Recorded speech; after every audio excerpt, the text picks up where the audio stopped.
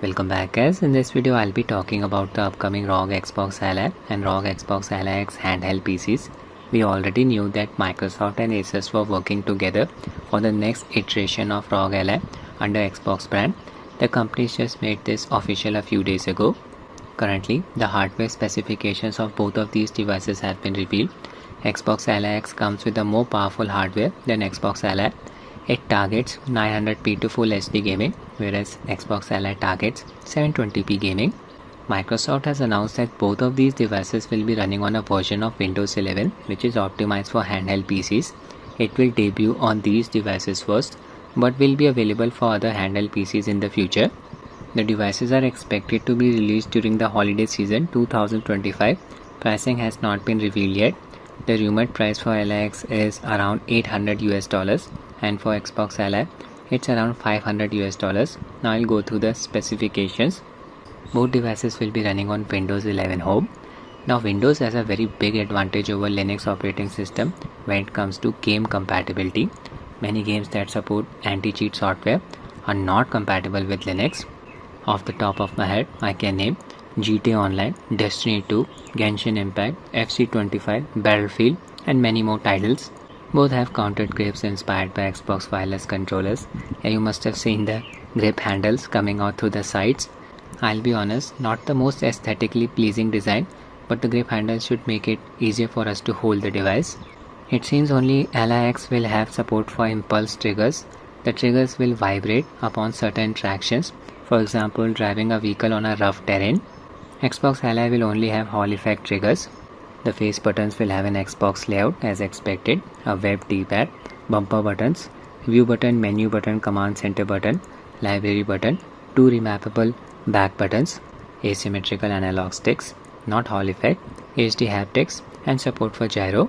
Both of them will be having a dedicated Xbox button. After pressing it, it will open Game Bar overlay that will give us quick access to settings and applications, also allow us to switch between different applications.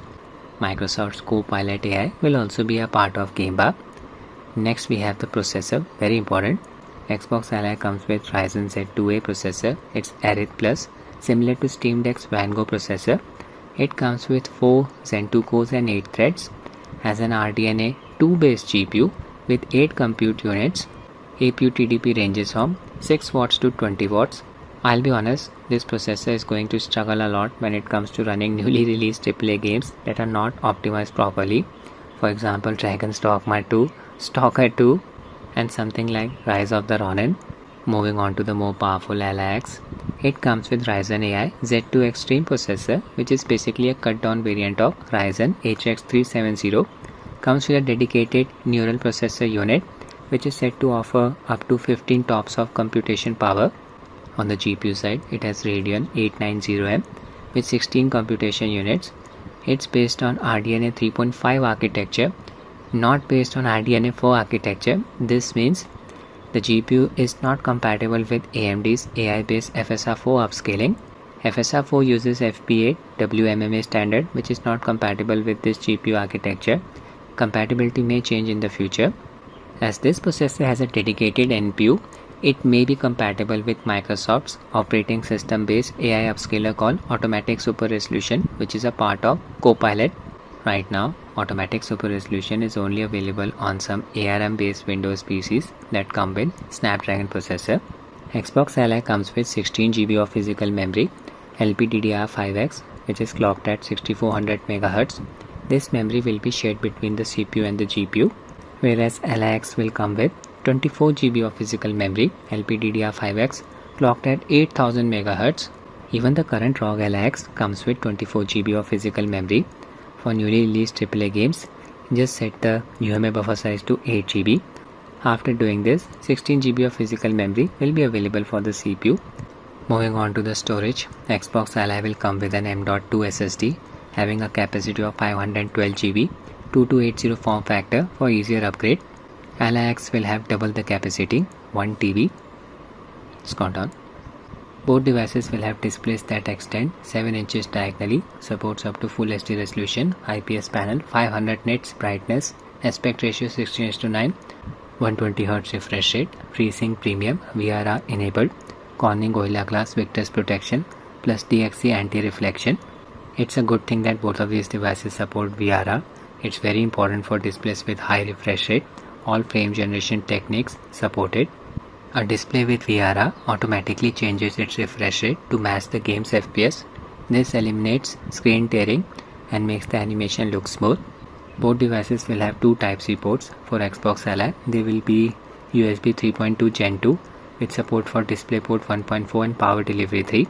For Xbox Ally X, one port will be USB 4 Type-C with support for DisplayPort 2.1, Power Delivery 3, Thunderbolt 4, which is very useful for connecting external GPUs.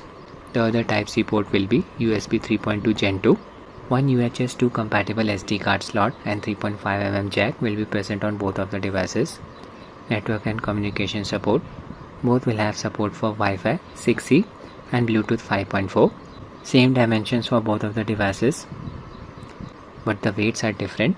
Xbox Ally weighs around 670 grams, which is the same as Steam Deck LCD, whereas Xbox Ally X weighs around 715 grams, which is roughly 105 grams more than the OG ROG Ally.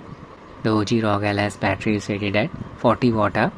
Xbox Ally's battery is rated at 60 Wh, whereas Xbox Ally X battery is rated at 80 Wh, which is twice that of OG ROG Ally's battery rating. Both will come with a 65 watts charger. Now I'll be talking about the optimized Windows experience. When we start these devices, they won't boot into Windows desktop mode. They'll straight away boot into Xbox full screen experience mode. Its interface is similar to PC Gamepass app. You can see it here. It's not just a skin. Microsoft has worked with the Xbox team to create this Windows environment which is optimized for gaming.